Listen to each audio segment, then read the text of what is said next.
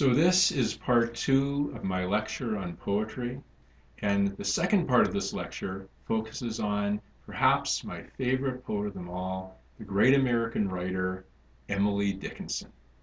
And we'll be looking at 4 of her poems. Those poems are found in the handout titled Poetry Anthology on pages 17 to 20. So make sure you have that handout in front of you as I go through her works. But before we dig into Emily's poems, I want to tell you something about her life. Emily Dickinson lived between 1830 to 1886. She grew up in an upper middle class home in Cambridge, Massachusetts, where she lived her entire life never married. Her father was an attorney and state legislator. In 1869, when Emily was 38 years old, she chose to remain permanently on the grounds of her family's homestead, removing herself from public life completely. She wrote nearly 1,800 poems, only a few of which were published during her lifetime. We owe a great debt to Emily's sister-in-law. In 1890, Emily's sister-in-law oversaw the publication of the first edition of the collected poems of Emily Dickinson, a landmark in American literature and world literature.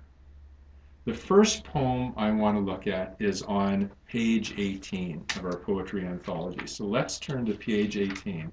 And that poem is poem 303. Emily's poems do not have proper titles. They have numbers based on the order in which they appear in her manuscripts. But poem 303 is a great place to start. It's 3 stanzas long, and I'll read those 3 stanzas to you right now. Page 18.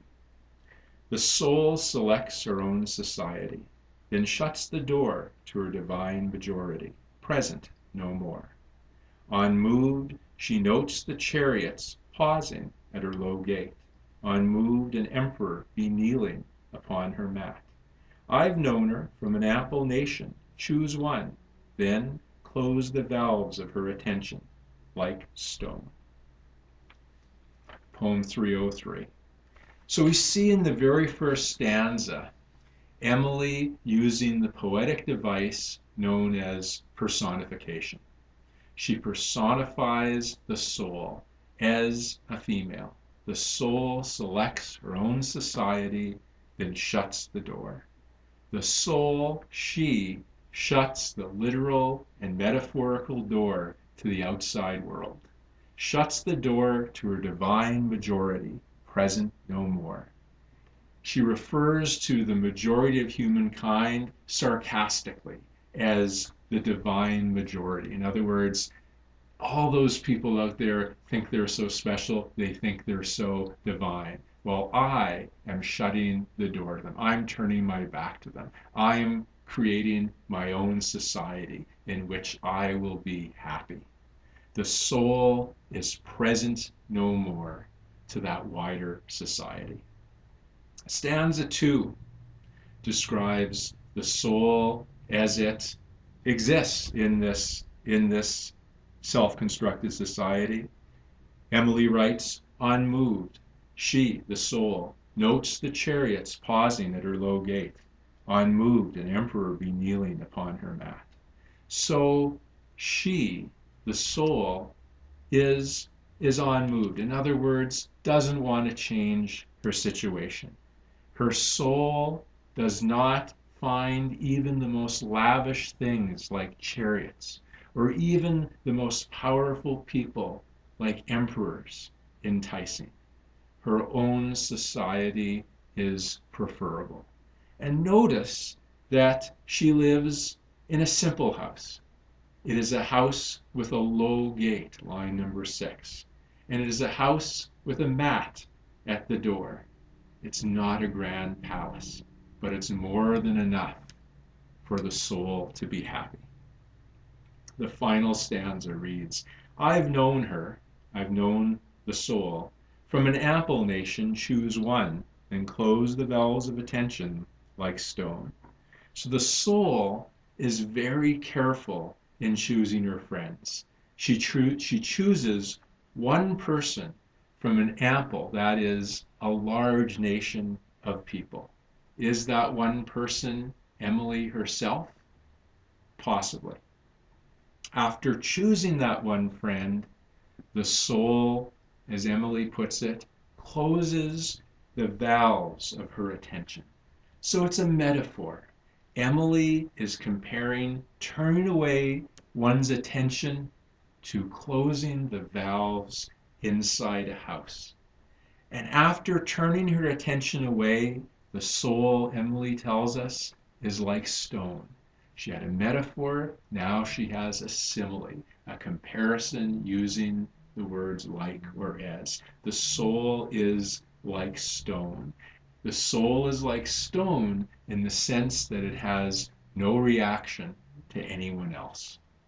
The feminist scholar Camille Paglia calls this poem Emily Dickinson's Declaration of Independence, a take on the document that was created and signed back when the United States separated through the War of Independence from Great Britain and declared itself an autonomous nation. Well, Camille Paglia, I think, has rightfully pointed out here, Emily is saying, I am declaring myself independent from the society out there, the society that I know in Cambridge, Massachusetts, and all their expectations, their norms, their conventions. I am defining my own identity. An identity not as a homemaker, a wife of some important person, etc., etc. I am defining my identity as a poet, which was very shocking in mid-19th century United States, particularly given the subject matter of many of Emily Dickinson's poems. Poem 303, Emily Dickinson's Declaration of Independence. Well, let's next turn to Poem 258. Poem 258 is on page 17 of our poetry anthology. So let's turn to that now. It's 4 stanzas long, and it goes like this. There's a certain slant of light, winter afternoons, that oppresses us like the heft of cathedral tunes. Heavenly hurt it gives us. We can find no scar, but internal difference, where the meanings are. None may teach it any, 'tis the seal despair, an imperial affliction sent us of the air. When it comes, the landscape listens, shadows hold their breath. When it goes, 'tis like the distance on the look of death. Poem 258. The poem is set in a winter afternoon. She says in stanza 1, there's a certain slant of light, winter afternoons. So the sitting is a winter afternoon, and the subject of this poem is a slant of light, a sloping, oblique beam of light coming through, we can imagine, Emily's window on this cold and dark winter afternoon. In line 3, Emily writes that the slant of light oppresses. Instead of making us feel better, the light is depressing. And the stanza ends with another one of Emily's highly creative similes. She compares the effect the slant of light has on us to the heft, meaning the heaviness of cathedral tunes, the solemn music, the solemn depressing music that is played in cathedrals. Stanza 2 reads, heavenly hurt it gives us. We can find no scar, but internal difference where the meanings are. So the slant of light causes us pain, a heavenly hurt. In other words, the deepest hurt.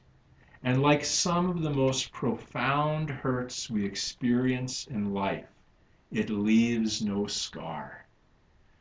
However, the hurt Emily tells us, changes us internally. And it's the interior world, Emily reminds us, where the meanings are, as she puts it in line number 8. It's the mind that assigns the meanings to things. It could be that you would be sitting on a dark winter afternoon, late in the afternoon, going on nighttime, and there's just one beam of light, a slant of light coming through your window, and it might not bother you at all. Emily is describing the effect that this slant of light on a cold, dark winter afternoon has on her mind, the meaning that her mind assigns the slant of light.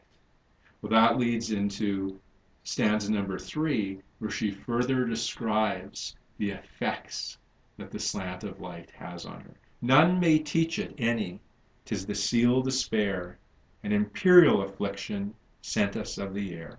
So none may teach the slant of light. No one can diminish the power it has to oppress us. You can't change it. At least that's Emily's perspective as she's writing this poem and exploring these feelings that she has within. Next, we have in stanza number 3 another very inventive metaphor. She calls the slant of light the seal despair.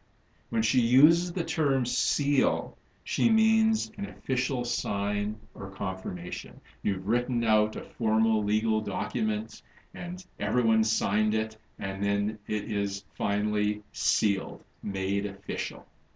Well, Emily is saying here that metaphorically, on a cold, dark winter afternoon, despair is stamped on you.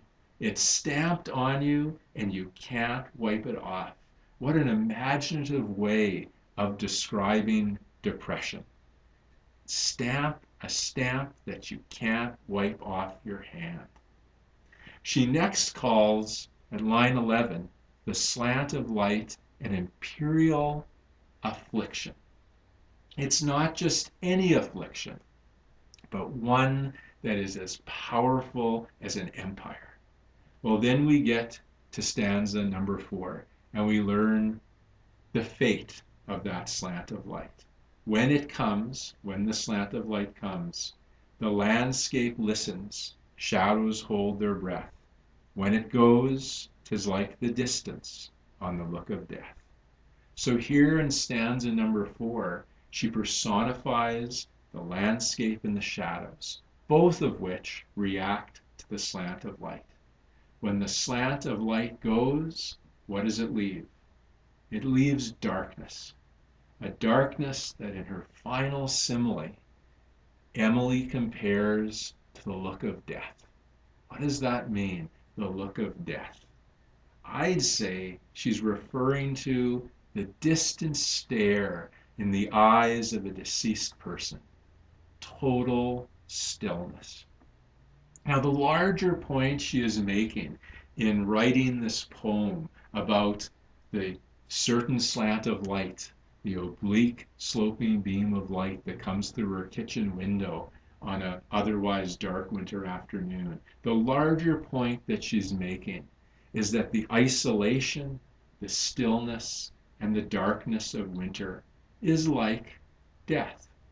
I'm sure many of you have heard of the diagnosis given the acronym SAD, which stands for Seasonal Affective Disorder. It means that if you are prone to depression, that depression will be visited upon you more fiercely during the winter months when there's less light. And a great many people, millions of people, suffer from SAD. It's often thought that Emily suffered from it as well. There are a multitude of studies and textbooks written about this problem, seasonal affective disorder.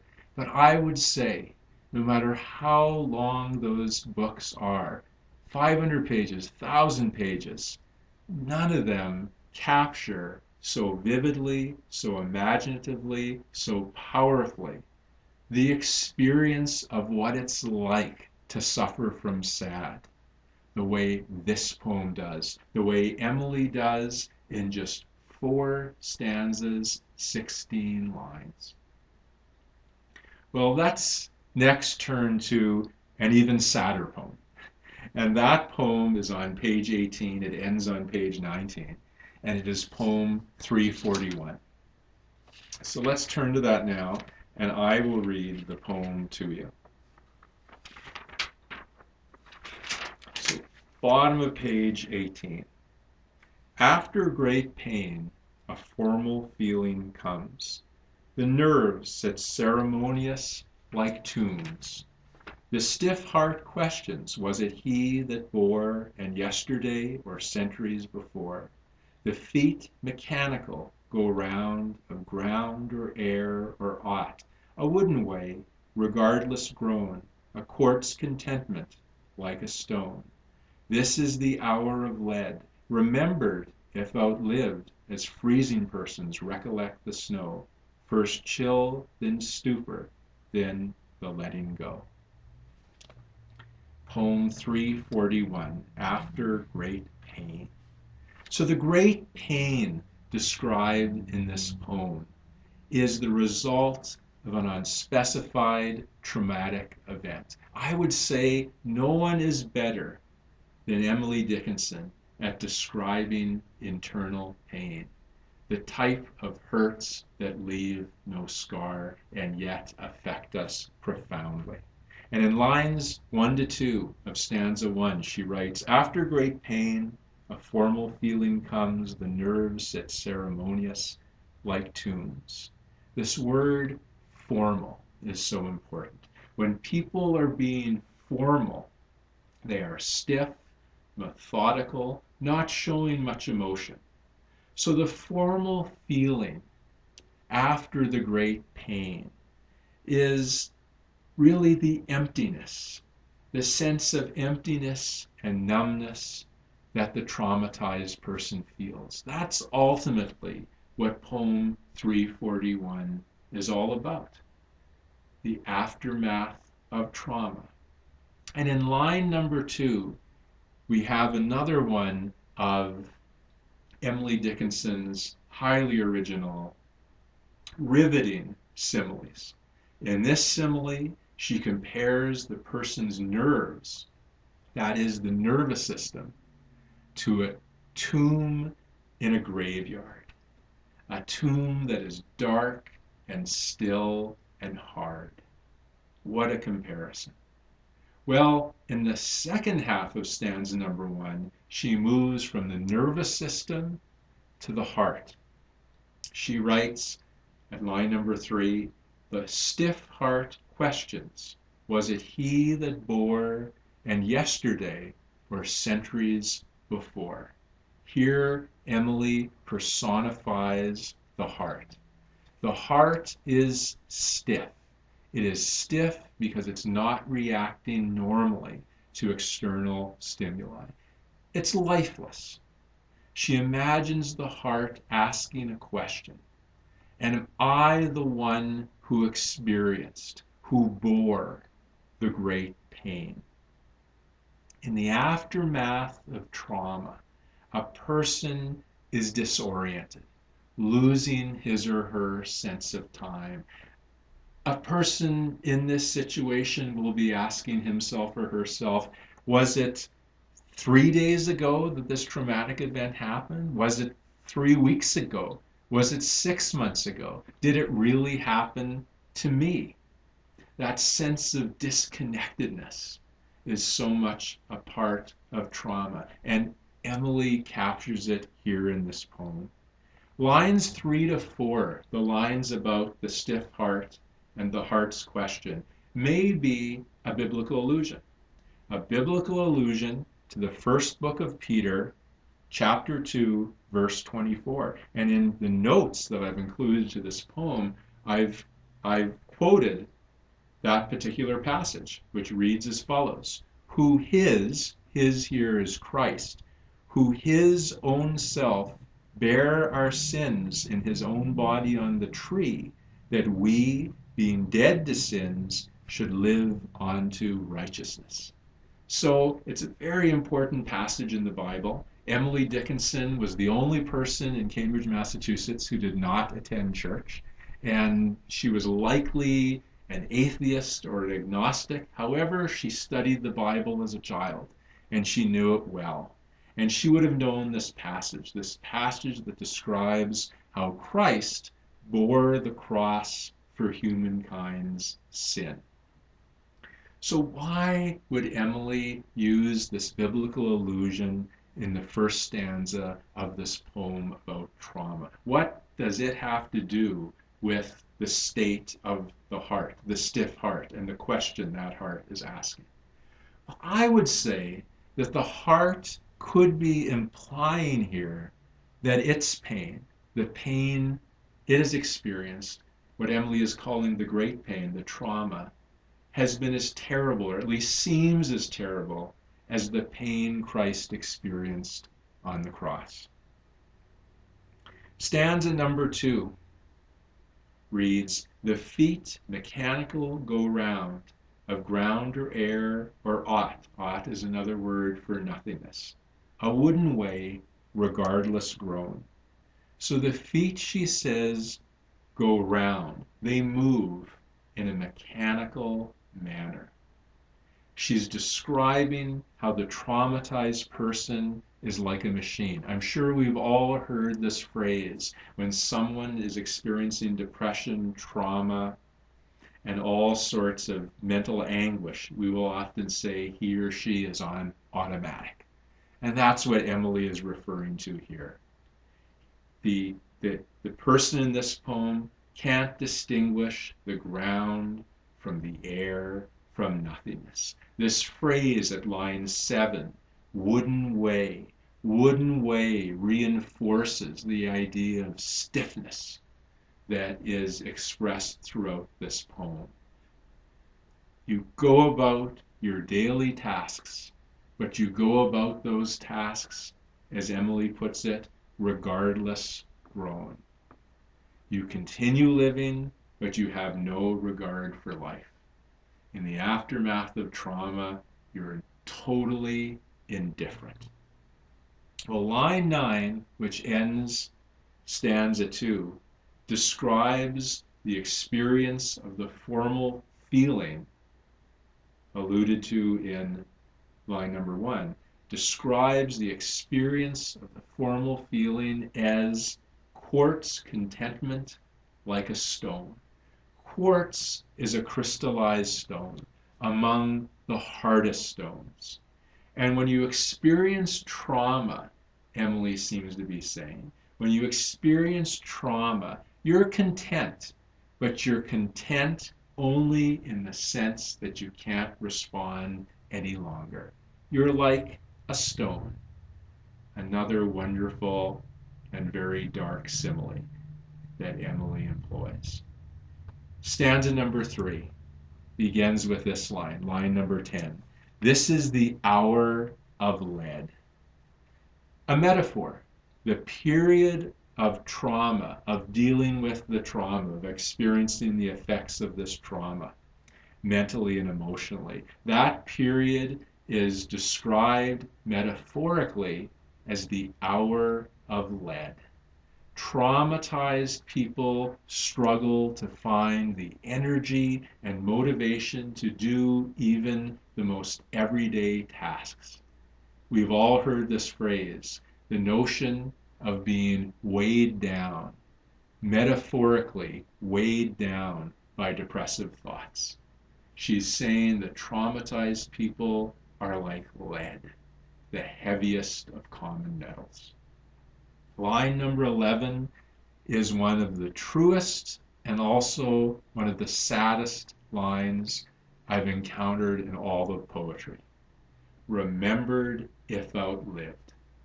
If, and there's no guarantee that you will, but if you get past the trauma, you don't forget it. And in lines 12 to 13, she uses a simile to describe how you remember the trauma.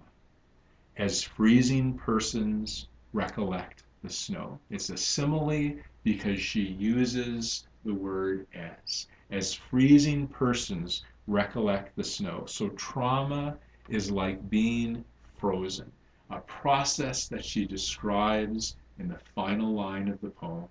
First chill, then stupor, stupor meaning sluggish, slowing down, then the letting go. That is giving up to the cold, giving up to the pain within you, the pain that comes as a result, the great pain that comes as the result of the traumatic event. Emily Dickinson dared to go places in her poetry where no earlier poet had gone. And all the great confessional poets of the 20th century and 21st century who've examined their own emotional problems, their emotional struggles, and presented those struggles on the page, all of those writers owe a debt to this woman from Cambridge, Massachusetts, this shut-in, this eccentric person, this master of verse, Emily Dickinson. Well, the last poem I want to look at is on page 19. It's poem 712, and it is probably Emily Dickinson's most famous poem. If you're going to know one poem by Emily Dickinson, this is usually the one, and justifiably so, because it is absolutely one of her best. And I will read that poem to you now. It is 6 stanzas long, so take out your copy or turn to the page in your copy of the Poetry Anthology, page 19, and read along with me. Because I could not stop for death, he kindly stopped for me. The carriage held but just ourselves in immortality. We slowly drove, he knew no haste, and I had put away my labor and my leisure too, for his civility. We passed the school where children strove at recess in the ring. We passed the fields of gazing grain. We passed the sitting sun. Or rather, he passed us. The dews grew quivering and chill, for only gossamer my gown, my tippet only tulle. We paused before a house that seemed a swelling of the ground. The roof was scarcely visible, the cornice in the ground. Since then, 'tis centuries, and yet feels shorter than the day I first surmised the horses' heads were toward eternity. Poem 712.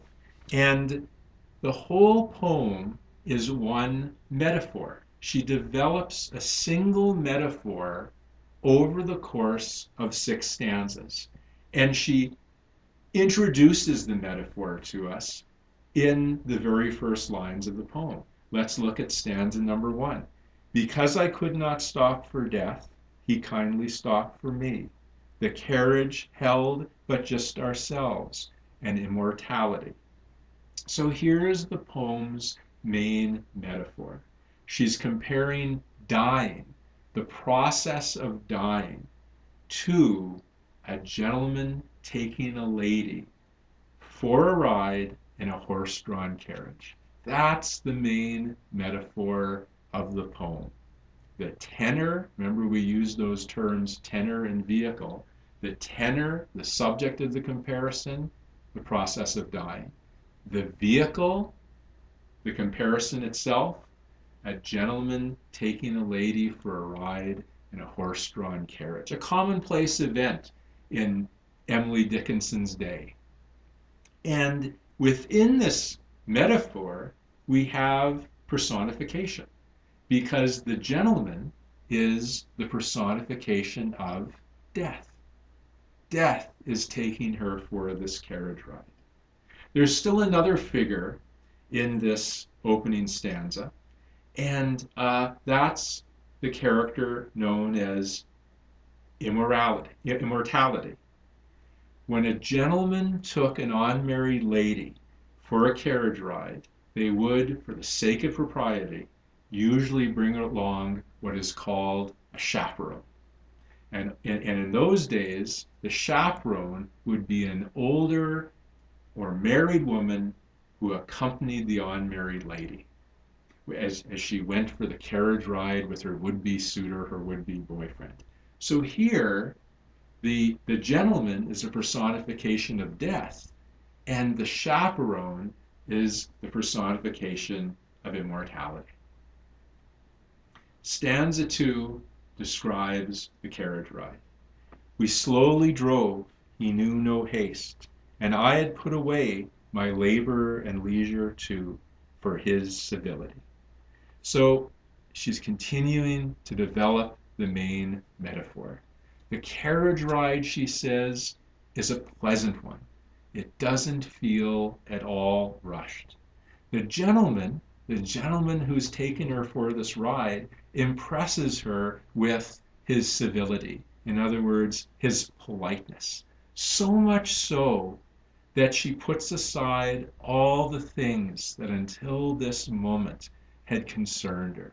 Her labor, her work during the day, her leisure, what she did in her leisure time. Stanza number 3 continues to describe this carriage ride that is more than a carriage ride. We passed the school where children strove at recess in the ring. We passed the fields of gazing grain. We passed the sitting sun. So they drive their carriage through town. But notice, each of the sights embodies a stage of life. The children playing at recess represent youth. The fields of gazing grain, the wheat stalks that are ready to be harvested, the grain is personified, it's gazing, it's looking at them. The gazing grain represents maturity. And the final stage of life, old age, is represented in the sitting sun. Stanza 4. Or rather, he passed us. The dews grew quivering and chill, for only gossamer my gown.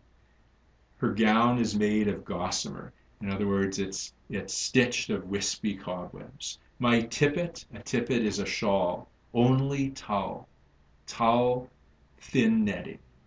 So the he in stanza number 4 is the personified sun. The carriage advances beyond the sun and into the darkness, and the lady begins to get cold. Like the dew, she is quivering. She is quivering and she feels chill. She initially thinks she's cold only because her gown and her shawl are too thin. She's underdressed for nightfall. But that isn't what's going on here. Dickinson is making the traditional association of death with coldness. Stanza number 5 reads, we paused before a house that seemed a swelling of the ground. The roof was scarcely visible, the cornice, that's the upper rim of a wall, the cornice in the ground. So they stop momentarily before what the speaker in this poem calls a house, a small cottage. The house, in this case, though, if we follow the logic of this metaphor that she's now been developing over 5 stanzas, the house is a freshly dug grave. It's a freshly dug grave with a coffin already in it. The roof of this house is scarcely visible because it's the top of the coffin. Whose coffin is it? It is likely the lady's coffin. Well, stanza number 6. Stanza number 6 is among Emily's most memorable stanzas. She writes, since then, 'tis centuries. This is the lady speaking, the lady who has died. Since then, 'tis centuries, and yet feels shorter than the day I first surmised the horses' heads were toward eternity. So it's now in stanza number 6. It's now centuries later in Earth time. And she's looking back on this event from the realm of eternity, the final destination of her journey. She's left thinking about the moment she realized, as she puts it, the moment she surmised which way the horses drawing the carriage were going. In other words, she's left thinking about the moment she realized it was the end, that this was the moment she was going to die. And so ends a remarkable poem, remarkable for the small details that she includes, remarkable for its subject matter. She tackles a subject that a great many of us, probably most of us, are very uncomfortable with, death. And remarkable because of this metaphor, this ingenious, brilliant metaphor comparing process of dying to this everyday event in her world, a gentleman taking a lady for a carriage ride, and then creating a metaphor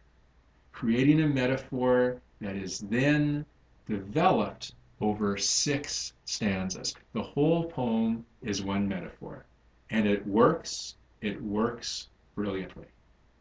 This is Emily Dickinson at her best. But I encourage you to look at some of the other poems that I've included in the poetry anthology. I think you'll find a sense of kinship with Emily Dickinson. Over the years of reading her poems, and I have read all 1,800 of her poems, I have come to feel that Emily, this woman who died in 1886, this woman who lived in another century, in another country, who had many experiences different from my own, nevertheless, this poet, this woman who brought to bear her soul and the pains and joys that she experienced in her life, this poet who explored the darkest subjects that a lot of us understand but want to avoid, try not to think about. This brave and creative poet, I've come to think of her as a friend. And I think once you dig deep into Emily Dickinson's poetry, as we've been doing in this lecture, you too will come to regard her as a friend. So that's the conclusion of my lecture on Emily Dickinson.